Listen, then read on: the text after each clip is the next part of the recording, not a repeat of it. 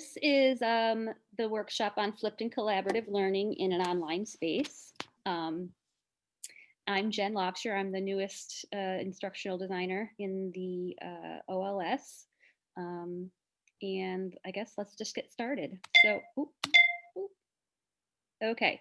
So just to start out, like what the guiding question I kind of want everybody to have in their mind while we're going through this is, what is the best use of the time that I have with my students when I'm interacting either face to face or Zoom with my students? Because that is really the premise that flipped learning is based on. Are either of you familiar with any part of flipped learning, or have you not heard of it?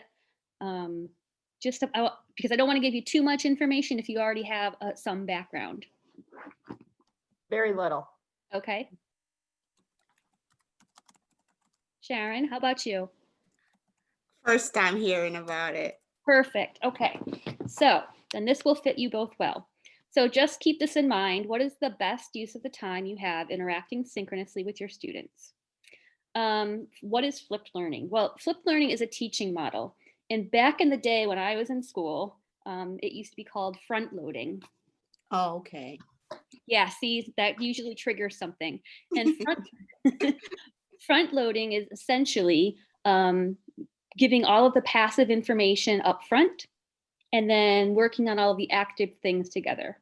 And I used to equate it to when I would have to read chapters at home and then come to school the next day and we would have to talk about it and do the activities. It's basically the same kind of premise, except now we're talking about recorded lectures. So your direct instruction video, your lectures, that's the homework. So you prepare those in nice manageable chunks for your students to watch. And that's the passive learning. So they're just consuming or absorbing the information. And that's done individually. So that's the first piece of flipped learning. The next piece are the guided practice activities, which are the part of the in-class activities. And this is where the active learning comes in. So this is, application of skills, reflections on the content and discussion, questions for clarification from the group, any kind of meeting that small groups of students want to have to discuss the content. So that's the active part. So passive, direct instruction, active learning. So some things you might want to consider, some activities you might want to try to flip your class in an online setting would be a team-based or a small group learning. Canvas has groups and they have a collaborations tool which help with that. Peer teaching, which is in K-12, it's actually called the Jigsaw Protocol. And that is where students will become experts on a certain area of the content and then teach the information to their peers. It's really neat to watch because basically they're creating all of the content and then the instructor is there to basically just kind of guide them in the right direction or provide any clarification that they may have missed along the way. Panel discussions are another activity that you could try. So you pose a question to a certain group of students and they have to prepare a talk on that and as a panel address the rest of their students. And then some collaborative projects that fit really nicely with flipped learning and online learning would be PBL or project-based learning, which is basically working together to solve a real world problem. So you would, pose a question about how to solve a problem out in the real world that's related to your content area.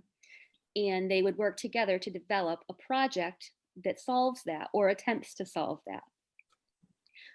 The other collaborative project that you might want to consider would be to have students collaborate and refine a document or a slideshow, really depending on what your content is. It could be if you're mathematics or science, you could have a proof or something that they have to look at and find what's wrong together. So that's the other piece of the collaborative projects. So you're probably thinking, okay, that's a lot. So what are the tools that I can use to help me with some of these things? I've broken it down by each of the things that I just mentioned. So Team-based or small group learning, some tools that you would want to utilize within Canvas would be the Zoom breakout rooms, Canvas groups, Canvas discussion forums, Canvas collaborations with documents or slideshows, and VoiceThread forums. Some more tools, obviously. Students can research and teach a chapter of course content during the class. That was the jigsaw that I mentioned. And tools you would need for that would be the Zoom screen share, VoiceThread forums, Nomia videos with the conversations enabled in the timeline. Students could also record their own Nomia video, and then Google Slides presentations, which can be easily shared and collaborated in real time through the collaborations tool in Canvas. For the panel discussions or symposium on a specific topic, my lisp just got the best of me. Zoom with the screen share, Canvas discussion forums, and VoiceThread. So you see that a lot of these tools are overlapping. It's just in how you execute the activity. For the collaborative projects, again, we've got Canvas collaborations, the Zoom breakout room, and then G Suite. So students have access to all the G Suite tools. They can collaborate on a spreadsheet, or they can collaborate on a form that they want to pose to their fellow students as a survey. So there's lots that can be done for collaborative projects. And like I mentioned before, the PBL, project-based learning. So then a lot of questions have always come up. Mostly when I do this workshop, the question is, well, what if the students don't watch the video? And that's a very valid concern, and it does happen. So what you would probably want to do is have some sort of participation grade. And you can actually set up an assignment group in the grade book called participation or video participation or whatever you'd like. And Nomia will actually track who watched the video and what percentage of the video they watched. And it can be integrated into your Canvas gradebook. And what you will see in the gradebook is a decimal showing the percentage of the video that they watched.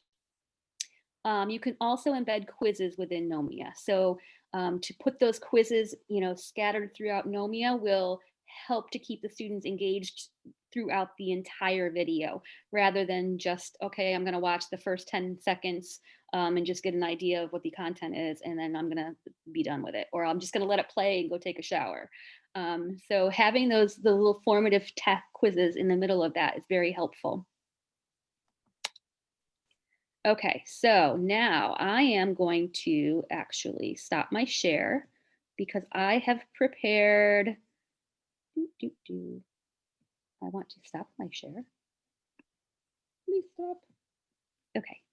I have prepared a resource document for you. I just have to go grab it.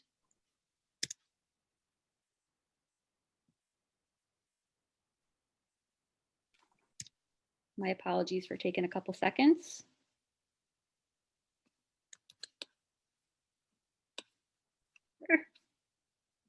Okay, so I'm putting that in the chat, maybe. And this is basically, I just put together a quick document that has some tutorial videos that Karen's prepared, some of our blog posts, our Tech Talk blog posts, but I've also included some articles and other resources from out in the rest of the world according to flipped learning. And some of them are very useful. So I'm hoping that you find some ideas in any of that literature that I've shared. So now, that is basically the presentation piece of the workshop. Now, if you have questions about how to do any of the things that I mentioned in Canvas,